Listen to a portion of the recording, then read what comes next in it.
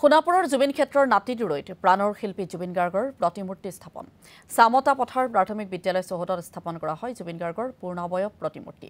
বিদ্যালয়খনৰ প্ৰধান শিক্ষয়িত্ৰীৰ সহযোগ আৰু জুবিন অনুৰাগীৰ প্ৰচেষ্টাত স্থাপন কৰা হয় জোনাক কণ্ঠৰ প্ৰতিমূৰ্তি ৰাষ্ট্ৰীয় ঘাইপথৰে অহা যোৱা কৰা প্ৰতিগৰাকী ব্যক্তিৰে দৃষ্টি আকৰ্ষণ কৰিছে জুবিন গাৰ্গৰ এই প্ৰতিমূৰ্তিটো আমাৰ ইয়াত চামতা পথাৰ প্ৰাথমিক বিদ্যালয়ত জুবিন গাৰ্গৰ এক পূৰ্ণ অৱয়বৰ মূৰ্তি স্থাপন কৰা গৈছে যোৱা 18 নৱেম্বৰত ঈশ্বৰপুত্ৰ জুবিন গাৰ্গৰ জন্মদিন আছিলে আৰু সেইদিনাখনে এই মূৰ্তিভাগ স্থাপন কৰা গৈছিলে মূৰ্তিভাগ মোক আগবঢ়াইছিলে কেইজনমান উদীয়মান যুৱক APSC আড্ডা বুলি তেওঁলোকৰ আড্ডাত তেওঁলোকে এইটো সংকল্প লৈছিলে যে আমি জুবিনদাৰ এটা মূৰ্তি বনাম আৰু এই মূৰ্তিটো ক'ত দিয়া হ'ব সেইটো কথা বতৰা চলি থাকোতে মোক যোগাযোগ কৰিছিলে আৰু মই সেইটো